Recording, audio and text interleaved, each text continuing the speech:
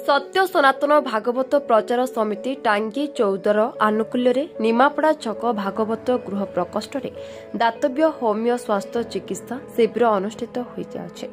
Doctor सुलिप्त Kumar Mahanti तत्वावधान में मागणा स्वास्थ्य चिकित्सा शिविर शनिवार दिन अनुष्ठित होइजाउछे। स्थानीय अंचल प्राय 100 रु ऊर्ध्व रखी सेमानंकर स्वास्थ्य परीक्षा कराइबा सह बिना मूल्य औषध नहीं। साधारण लोकों स्वास्थ्य पर यह शिविर प्रति मासरे थरे अनुष्ठित हेबो बोली सत्य सनातन भागवत प्रचार समितिर राज्य उपसभापति सिद्धेश्वर नायक कहते। एथिरे सत्य सनातन समितिर सह संपादक मनोज कुमार साहू उपस्थित रही कार्यक्रम को सफलतार सह परिचालना करने संगे संगे समस्त कार्यकर्ता को धन्यवाद जणाइछन्ति। जय जगन्नाथ। सिद्धेश्वर नायक सत्य सनातन भागवत प्रचार समिति टांगी 14 सभापति राज्यर उपसभापति अच्छे। आज ये होमियो चिकित्सालय कार्यक्रम अंतत आपंकर जो इंडिया में आपंकर institute of homeopathic physician Odisha तरफ ये कार्यक्रम कराई। वरिष्ठ चिकित्सक 2 जन आछंती। ता छड़ा ये रोगी माने भी मध्य सकाल 8टा कार्यक्रम चली। बर्तमान सुधा 35 जन रोगी होती एवं आउ रोगी मैंने आसुँच 1:15 सुधा कार्यक्रम हाराहारी चलो। तेणु प्रति मासरे 1 तारिख सुधा कार्यक्रम हम आर आपंकर दीप प्रज्वलन सहित आनुष्ठानिक भाव आध्यात्मिक आश्रय कार्यक्रम आरंभ है। एवं हरियंता ग्राम पंचायत सरपंच महोदय से आसी सिद्धगिर विश्वनाथ महाराज सेठिकार जे महंत महाराज से भी आसते। आमर शुभेन्द्रनाथ षडंगी महोदय वरण्य अतिथि यही विभिन्न प्रकार अतिथि मान आज आसी रोगी मान सेवा कराऊँच। निकट में आई कैंप पड़ा सांबादिक बंधु मैंने आसछन्ति। ये कार्यक्रम आम समस्त कर्मकर्ता उपस्थित अच्छा। मु doctor Manoj Kumar Sahani homeopathy doctor. आज कार्यक्रम आमर प्रति मासरे ये सार जो रही आनुकूल्य दातव्य जो होमियो आनुकूल्य प्रति मासरे 1 तारिख ये कार्यक्रम हम आज शुभारंभ हो तार।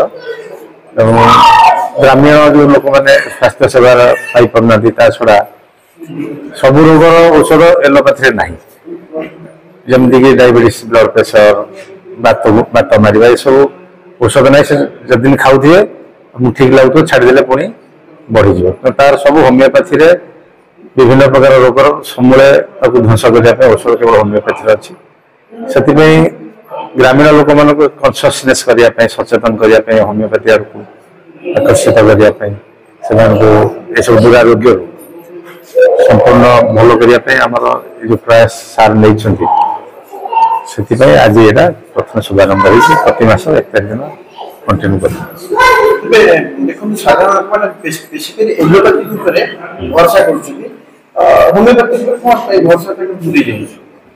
तार कारण तो अनेक अच्छी।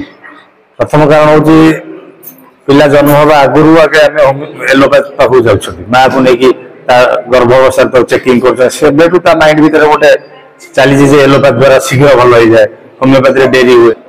मु कहबी जो होमियोपैथी इज सेफ निरापद आर कौन साइड इफेक्ट नहीं माने आहुरी उन्नत ज्ञान अधिकारी हूँ जमी से साधारण लोक मान विश्वास जन्म पारे शीघ्र आरोग्य करें समाजर उन्नति हम स्वास्थ्यर भी उन्नति हो परमानेंट।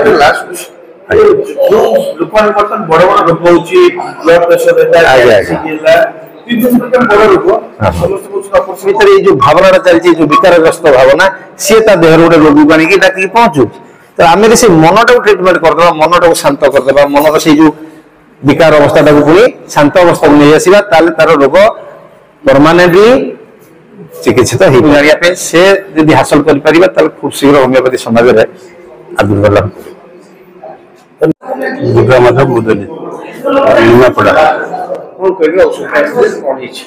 सत्य सनातन भागवत प्रचार समिति आनुकूल्य गोटे होमियोपैथिक क्लिनिक फ्री कैंप अनुष्ठित हो समस्त लोक आसपे कहते आम भी आसमर रोग हम कहीकि मेडिसिन नहीं आसलु डॉक्टर आगुरी भी कैंप पड़ते थे कैंप सेकेंड टाइम पड़ी सुगर लेके आसलु घर देउछे कौन होती आसले कौन औषध नवा कहते दी हाथ बिंदुचे गोड़ हाथ बिंदुचे अंटा देख डॉक्टर के हाँ औषध लाउछ हाँ कितने के लिए पैसा कैसा नहीं सेम देखे पैसा हमको प्राणी में गरीब करा ना समझ देउछे आसले पड़े औषध पे आसते कौन होइला कौन औषध मिले अंटा भी दर्द गोड़ हाथ औषध ले आगे सत्य सुंदर भागवत धन्यवाद चौद्वारु हरिहर बेहरांक रिपोर्ट बी न्यूज।